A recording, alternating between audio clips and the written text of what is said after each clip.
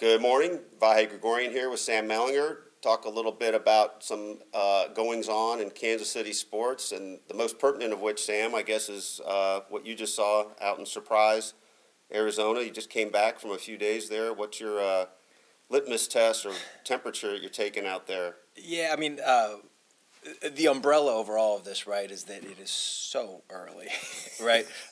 And there are 29 other teams that are incredibly confident and love where they are right now. But, I do think that this is a different group. I mean, even last year when they were coming off of 86 wins and, had some forward momentum going, James Shields, all that stuff, it was still a little bit of a reach. It was a little bit of a hope, right. Instead of a we did it. And this year I think there is – it's hard to say, and maybe this is just something that sports writers and media people kind of make up to fill in a blank that we think is there. But it is a different group. I mean, they are a confident bunch, and I think there's something to be said. Ned Yost talks about this a lot. There's something to be said for going from a team that there were all these questions about whether they could perform under pressure, and for good reason, and then all of a sudden they performed under the biggest pressure that baseball allows. They looked beautiful in that, and there's something very reassuring about that, and I think they feel really good about where they are.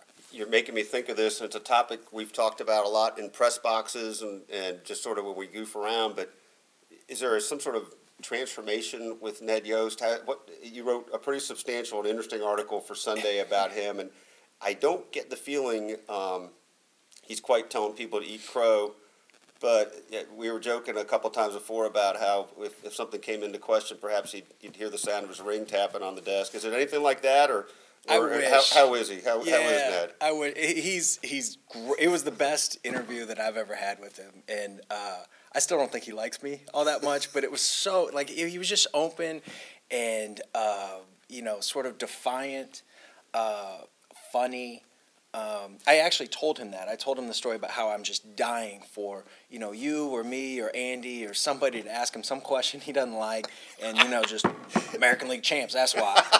I'm begging for him to do that, but he wanted nothing to do with it. He gave you a little grin, though? He gave you a little bit, but he wasn't going for it. But you're actually going down there, tomorrow? I'm going down there tomorrow.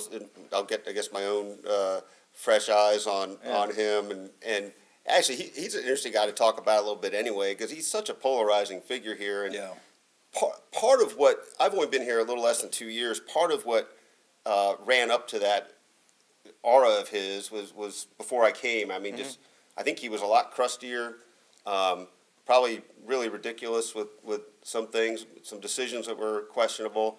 Since I've been here, I have found him to be kind of a charming's too strong a word probably, but a very interesting guy, and just like an old school baseball guy that I sort of asked myself a few times, why do I seem to like him better than a lot of people do? I don't really know the answer to that, but has he changed a lot since?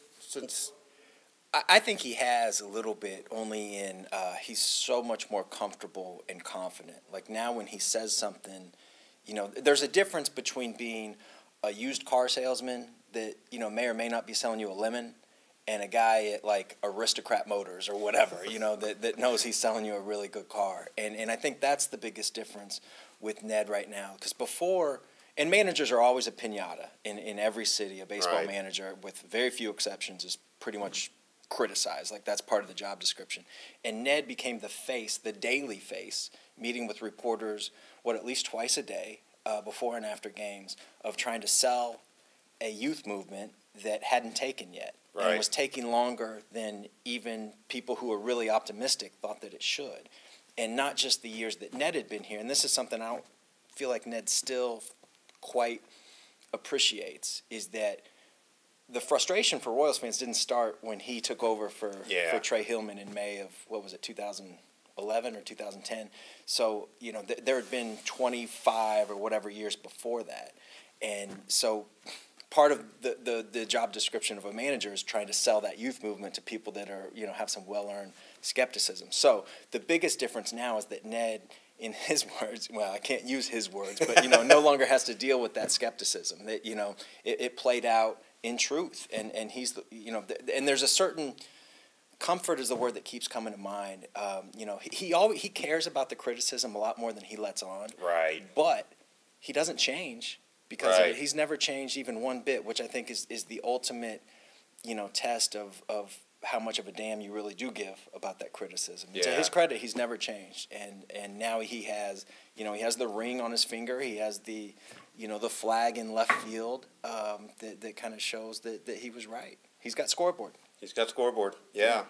We're running out of time a little bit, but let's try to switch gears and maybe do a little lightning round on just on the Jayhawks and what we can expect in the next 24 hours or so. I guess if you've done the algorithms correctly, then they can clinch tonight with an Oklahoma loss.